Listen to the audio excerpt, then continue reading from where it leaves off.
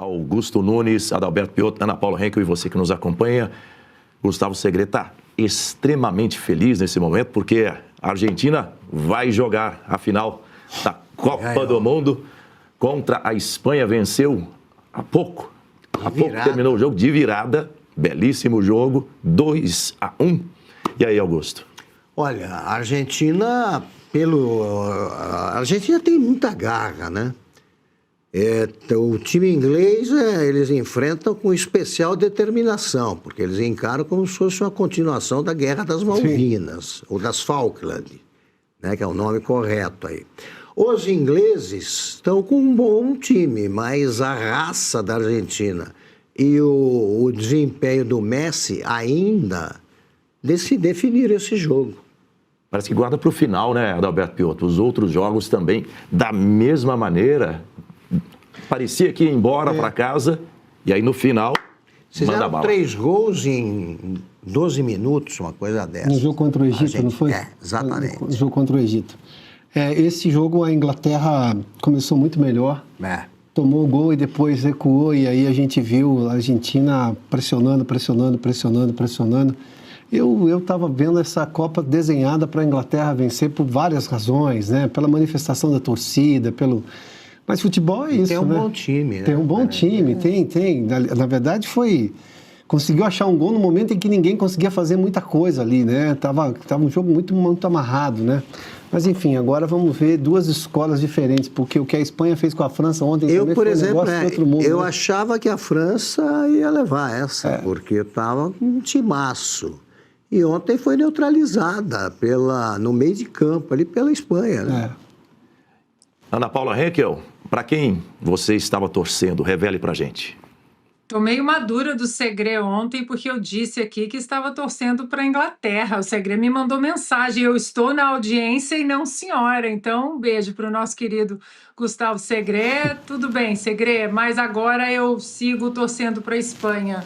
Mas, olha, tem uma lição que a gente fala no esporte, que tem gente que tem medo de perder e tem gente que tem medo de ganhar.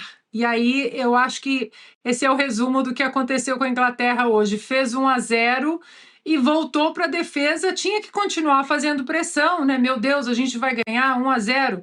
E aí não dá para você ter medo de vencer diante de uma seleção que toca rápido, que tem esse coração que tem a seleção da Argentina. Agora, vai ser uma baita final, porque a Argentina tem esse aparato de ataque espetacular e a Espanha é a melhor defesa da Copa, né? Então vai ser um baita jogo. Mas, Segre, desculpa, eu vou torcer para a Espanha. Eu confirmo também. Olha, vou torcer para a Espanha. Diga, eu vou torcer para a Argentina. Digo por quê? Porque eles têm a raça que faltou ao Brasil. É invejável por esse ponto de vista. É invejável. Eles lutam o tempo todo. E o nosso time, o time brasileiro, não dava combate ao cara. Deixava o outro time, qualquer que fosse, avançar até o meio de campo. E ali eles começavam a olhar para a bola. Os nossos adversários caminhavam em campo, sem nenhum exagero, eles andavam com a bola. Faz isso contra a Argentina, aparecem 12. Augusto, uma vez eu estava conversando com a Paula, jogadora de basquete, e eu estava comentando com ela o que os americanos e os soviéticos fizeram lá atrás, que eles construíam mentalidade de vencedores, né? Nós estamos aqui com a Ana, que é uma vencedora no esporte, e é interessante como isso... Não é que o Brasil não tem. Tem. Basta ver o que nós já fizemos no futebol, no basquete feminino, no vôlei masculino. No vôlei feminino está aqui a Ana. Claro que o Brasil Mas isso tem. não parece ser, como fizemos também algumas provas do atletismo, mas isso não parece ser uma cultura no Brasil. Exatamente. A cultura de vencedor. Os soviéticos e os americanos ficavam oscilando cada Olimpíada quem ganhava um pouco mais de medalha de ouro, né? Era essa a briga. Os dois tinham de formas completamente diferentes, mas os dois focavam na ideia de cabeça de vencedor, mente vencedora. E o Brasil tem isso, mas ele não tem isso na prática coletiva, assim, né? Perene, permanente. Não, isso não existe, parece, né? Na Copa de 1970, por exemplo, bom, que tinha o Pelé, né? Você já sabia que ia ganhar. O jogo ia começar e o Brasil estava tranquilo, estava esperando terminar para comemorar. Né? Quando tinha craques, no time, isso aí aparecia mais. Toda geração, toda seleção vitoriosa tinha um brasileiro como o melhor do mundo, tinha recebido o prêmio. Sim. Desta vez não tinha. O Vinícius Júnior recebeu já, Isso. né, não é o mais recente, não é o atual melhor do mundo. Então é o seguinte, a seleção brasileira desta vez foi muito medrosa. Muito. Não é preciso ter. A Ana não tem a geração dela e as gerações que vieram depois não tem medo nenhum. É o que falou o Yamal lá. Sim. Temer a França por quê? Quando perguntaram. Ele estava visivelmente surpreso com a pergunta. Eles têm medo da França, mas temer a França por quê? E não ganharam da gente ainda, né? Pronto. Talvez por isso que você está falando, Augusto, tenha tanta gente aqui no chat dizendo vou torcer para a Argentina por conta dessa força, dessa coragem, dessa determinação, né, Ana? Determinação. Não, isso realmente é de encher os olhos, né? É por isso que até a própria seleção de futebol americana aqui, uma seleção que tecnicamente, imagina, os Estados Unidos não tem tradição no futebol aqui chamado de soccer, né?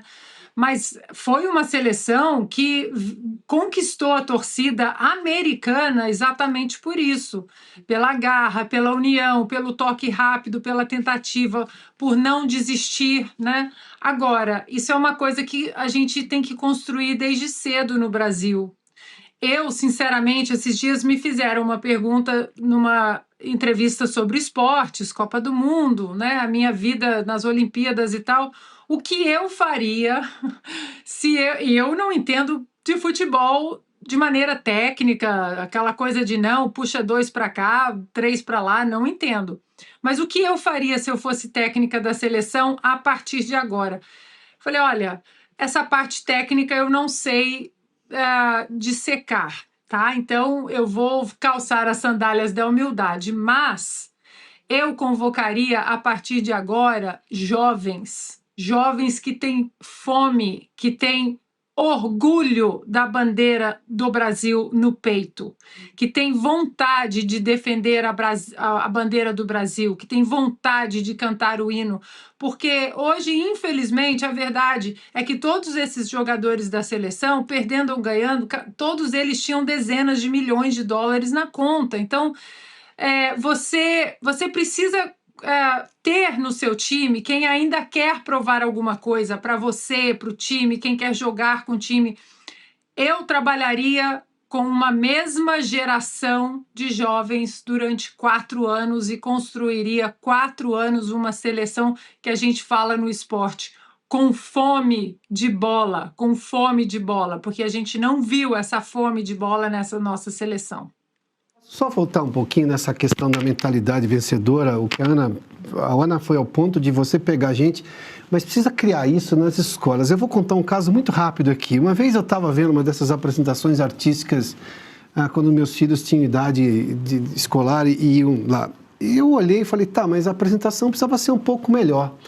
Mas dentro da cabeça dos educadores hoje no Brasil, de boa parte deles, é que não, é só uma apresentação para agradar os pais. Não, se é para tocar, tem que tocar afinado. Se é para dançar, precisa dançar com coreografia de gente grande. Porque é isso, a escola está lá para ensinar. Bom, vai errar, vai acertar, tudo bem. Não vai acabar a vida de ninguém se por acaso não se classificar em primeiro, porque você está na escola, a escola é para isso mesmo. Agora, você vê, por exemplo, a educação em outros lugares do mundo em que você cobra resultado, e é natural. E vai haver uma seleção natural, a seleção natural da biologia vai acontecer, porque talvez aquele sujeito que está ali dançando não tenha talento para dança, mas tenha talento para fazer outra coisa. Quando todo mundo precisa fazer tudo para não ser... Tá, uma coisa é educação artística, outra coisa é educação física, outra coisa é educação disso e daquilo.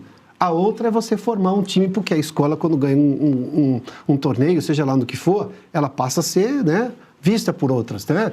Basta ver que nota boa em esporte, o desempenho bom em esporte garante vaga em universidade premiada nos Estados Unidos para os americanos, mas porque faz parte, é da lógica da meritocracia. Aqui no Brasil é difícil construir essa mentalidade vencedora porque os educadores acham que não. tem que ficar ali. Ah, é para agradar o pai. Um dia eu fui lá e falei, não, isso não faz sentido.